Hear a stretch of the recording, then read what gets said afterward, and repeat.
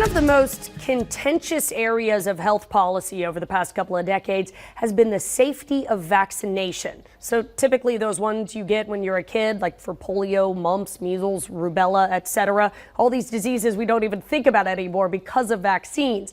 And while essentially all scientific and medical professionals agree that these vaccines are safe and effective in preventing disease, there are Americans that still aren't convinced. For some, it's because they're afraid those vaccines could lead to things like autism.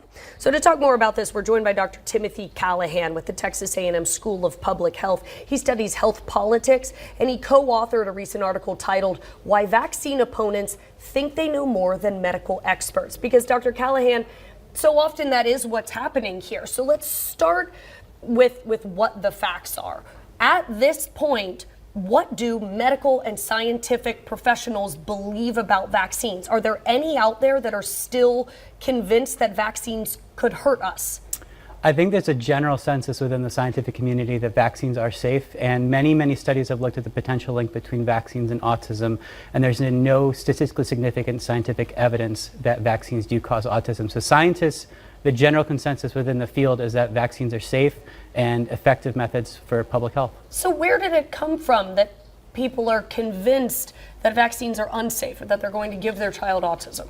Well, I think one primary component was there was a study published in The Lancet about 20 years ago with a very small sample that said that vaccines caused autism, but that study has long since been redacted and proven to not be true.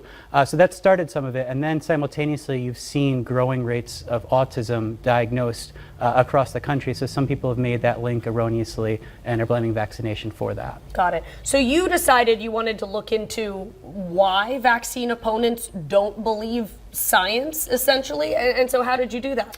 Right, so we were interested in why these anti-vaxxers exist despite the scientific consensus. So we conducted a national study of over 1,300 Americans weighted to represent the U.S. population to really see what led people to oppose things like mandatory school vaccination. So we conducted that national study and we found some really interesting things. What did you find? One of the primary things we found was that over a third of the American public thinks that they know more than scientists and medical doctors about the causes of autism. I want you to say that one more time.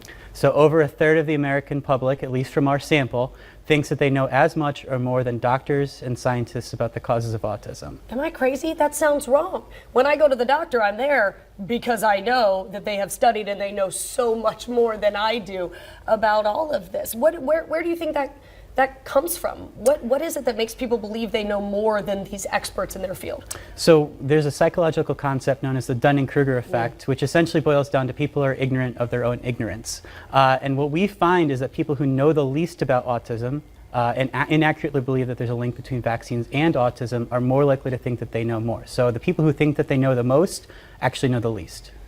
Okay, so what do we do about this? Because there is some concern that this fight against vaccination is actually going to lead to maybe not a resurgence, but a reappearance of these diseases that we thought we got rid of. Yeah, so that is a big concern, and one of the things we do find is it impacts policy attitudes. These people who hold these beliefs that they know more than medical experts actually think that mandatory school vaccination is not a good thing. So what do we do about it? It's pretty tricky because the people who would be trying to correct their opinions are those medical experts who they think they know more than. So it's sort of an uphill battle, but one of the things we've suggested, the evidence seems to suggest that people like celebrities and other non-experts might be able to make some inroads because these types of people tend to listen to celebrities and other non-experts. So that's something we plan to explore in some of our future research, but we don't know yet. Because in fact it was a handful of celebrities, at least that's where I first learned about the anti-vaxxer movement, was from these celebrities who, to be clear, have no medical or scientific backgrounds. So you think that maybe you could possibly reverse that with the same sort of methods? Potentially, yeah, because some people have heard, like you, about anti-vax from prominent celebrities, and our evidence suggests that non-experts like celebrities could be influential in this process, but we need to do more research on that. Yeah, okay. Interesting. So we're going to post this full write-up for you over at KBTX.com. It is really interesting, and it tells us, I don't know, a lot about who we are as humans. Absolutely. Maybe it doesn't all look good. All right, Dr. Timothy Callahan, he's with the Texas A&M School of Public Health. Dr. Callahan, thank you, sir. Thank you.